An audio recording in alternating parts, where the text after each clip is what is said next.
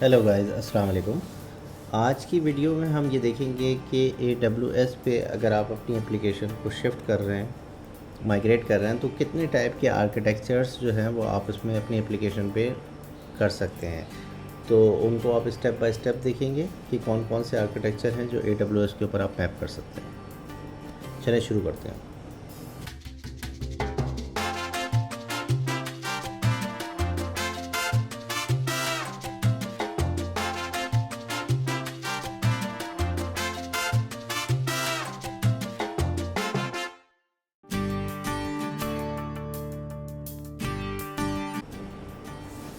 AWS पे जब आप आर्किटेक्चर अपनी एप्लीकेशन का बनाते हैं तो 3 तरह के जो है ना आर्किटेक्चर्स आप बना सकते हैं। Number 1 3 tier architecture. एक 3 टियर आर्किटेक्चर होता है और एक सर्वरलेस आर्किटेक्चर होता है और एक कंटेनर आर्किटेक्चर होता है। 3 टियर आर्किटेक्चर्स के अंदर हम किस तरीके से अपनी एप्लीकेशन को डिप्लॉय करेंगे, उसमें कौन कौन सी जो है सर्विसेज की हमें ज़रूरत पड़ेगी, इसको डिटेल में देखेंगे। इसी तरीके से आजकल जो एक बहुत पॉपुलर फ्रेमवर्क चल रहा है जिसका नाम सर्वरलेस आर्किटेक्चर है, इसको देखेंगे डिटेल में कि ये किस तरीके से आप सेटअप कर सकते हैं अपनी एप्लीकेशन को डिप्लॉय करने के लिए। और एक तीसरा आर्किटेक्चर जो बहुत फेमस होता जा रहा है उसका नाम है कंटेनर आर्किटेक्चर। तो कंटेनर आर्किटेक्चर को AWS के ऊपर हम कैसे सेटअप कर सकते हैं।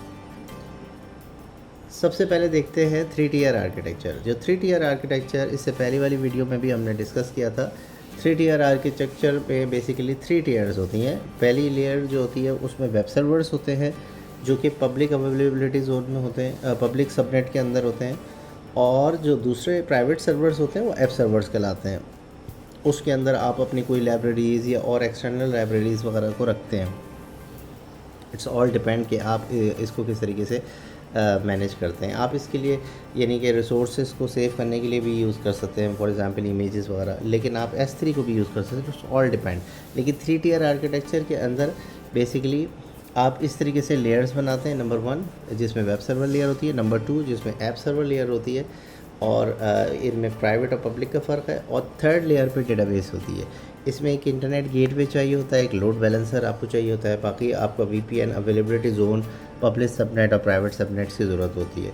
तो आइदर मोबाइल डेवलपर्स हों या वेब डेवलपर्स हों या कहीं से भी किसी से भी ट्रैफिक आ रहा हो, तो आपके पास इस तरीके से इस आर्किटेक्चर में आप अपनी एप्लीकेशन को सेटअप कर सकते हैं। इसमें और दूसरी सर्विसेज जैसे कॉग्निटो है वो भी लगा सकते हैं।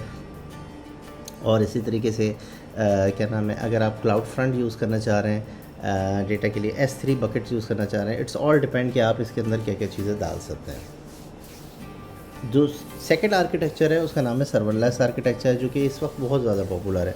सर्वरलेस आर्किटेक्चर के अंदर ये सब कुछ आपको मैनेज करने की ज़रूरत नहीं है। जो सर्वर्स आपने लिए हैं, एक्वायर किए हैं, आपको सिंपली क्या करने चाहिए, तो आप एक S3 बकेट यूज़ करेंगे। अब बकेट्स में बेसिकली क्या होता है, डेटा होता है, कोई भी आपका स्टैटिक कंटेंट होता है। तो आप ये अपनी वेबसाइट को आप इसमें, चूँकि उसमें HTMLs वगैरह मौजूद होती हैं, राइट, तो आप अपनी वेबसाइट का पूरा एक स्टैटिक कंटेंट आप इसमें रख लें। अब सवाल ये होता है कि वो सर्वर से कैसे कम्युनिकेट करेंगी। तो सर्वर से कम्युनिकेट करने के लिए जावास्क्रिप्ट होती है, तो जावास्क्रिप्ट आराम से S3 बकेट्स के ऊपर चलती हैं। तो आप अपनी एप्लीकेशंस को जो स्टैटिक कंटेंट है, जो वेबसाइट्स का जो कंटेंट है, वो आप S3 बकेट पे डाल दीजिए, और उसके बाद फिर वो जावास्क्रिप्ट की कॉल भेजेंगी, तो वो किसी API गेटवे को भेजेंगी। गेटवे के पीछे आप लैम्डा फंक्शंस बना दें। अब यहाँ पर डिपेंड करता है कि आप हर एक्शंस के लिए अलग लैम्डा फंक्शन बना दें या किसी एंटिटी के लिए बना दें। जैसे मैंने यहाँ एंटिटी के लिए बनाया हुआ है कस्टमर्स, ऑर्डर, शिपमेंट। तो अब कस्टमर्स ऐड भी हो सकते हैं, अपडेट भी हो सकते हैं, इंसर्ट भी हो सकते हैं, और अपडेट भी हो सकते हैं, डिलीट भी हो सकते हैं। वो सारे फंक्शंस इसी के अंदर सब फंक्शंस दिए होंगे, उनके वैसे पैरामीटर्स चेंज होंगे। तो इट्स ऑल डिपेंड कि आप कितने लैम्डा फंक्शंस बना रहे हैं। लैम्डा फंक्शंस की खूबसूरती ये है कि अगर बहुत ज़्यादा लोड आता है आपके कस्टमर्स के लैम्डा फंक्शन पे या ऑर्डर के लैम्डा फंक्शंस पे, तो ये ख़ुद अपनी मेमोरी इंक्रीज़ करेगा, ख़ुद ही अपने आप को एडजस्टेबल करेगा। तो ये चूँकि मैनेज रिसोर्स है, इसलिए जो है ना आपको इसकी कोई फ़िक्र करने की ज़रूरत नहीं है कि ये कितने लोड के ऊपर चलेगा। इसका बस एक टाइम आउट पीरियड होता है और इससे आपको दूसरी AWS की सर्विसेज भी ट्रिगर करवा सकते हैं। लेकिन ये सबसे बेस्ट सोल्यूशन है अगर आप API बेस या micro service, specially micro services का जो कॉन्सेप्ट है कि स्मॉल एप्लीकेशंस होती हैं और आइसोलेटेड फॉर्म में पड़ी होती हैं और डिफरेंट किस्म के जो मॉड्यूल्स आपस में कनेक्टेड होते हैं, तो उसके लिए सबसे बेस्ट चॉइस जो है सर्वलेस आर्किटेक्चर है। उसमें API गेटवे पर रिक्वेस्ट जाती है, API गेटवे ऑथेंटिकेट ऑथराइजेशन वाले काम भी करता है और साथ में इसकी रिक्वेस्ट को आगे फॉरवर्ड भी करता है अगर वो ऑथेंटिकेटेड है, और उसके बाद फिर जाके थर्ड RDS के साथ कम्युनिकेट करता है। तो ये सर्वर लेस आर्किटेक्चर है। इसमें lambda functions, API gateway, RDS और S3 बकेट्स की मदद से आप इसको बना सकते हैं और इसमें सेम वही एप्लीकेशन जो पहले प्लेटफॉर्म पे हमने अभी डिस्कस की थी, वो सेम एप्लीकेशन आप डिप्लॉय करके अपना टारगेट अचीव कर सकते हैं। थर्ड आर्किटेक्चर है कंटेनर आर्किटेक्चर। ये भी अभी आजकल बहुत पॉपुलर हो रहा है कि आप एक कंटेनर सर्विस ले लीजिए। तो बेसिकली क्या होता है कि AWS जो है ना वो एक क्लस्टर बनाता है। उस क्लस्टर्स के अंदर बेसिकली क्या होता है कि बहुत सारे आप जितने चाहे कंटेनर आप स्पिन करवा सकते हैं। अब इसकी कॉन्फ़िगरेशन होती है कि मिनिमम कंटेनर आप बता दें, मैक्सिमम कंटेनर बता दें, फेल ओवर बता दें, ठीक है, मेमोरी का बता दें कि इतनी मेमोरी हो जाए तो कंटेनर्स अप कर दो, डाउन कर दो। तो अब इसके लिए आपकी एप्लीकेशन डॉकराइज होना ज़रूरी है। जब आपकी एप्लीकेशन डॉकराइज हो जाएगी तो बेसिकली एक डॉकर बन जाएगा और वो डॉकर की एप्लीकेशन जो है वो आप यहाँ पर इन कंटेनर में डिप्लॉय करेंगे थ्रू एनी सर्विस। तो ये EC2 कंटेनर सर्विस आपको किसी डॉकर के ऊपर डिप्लॉयमेंट करके दे देगी।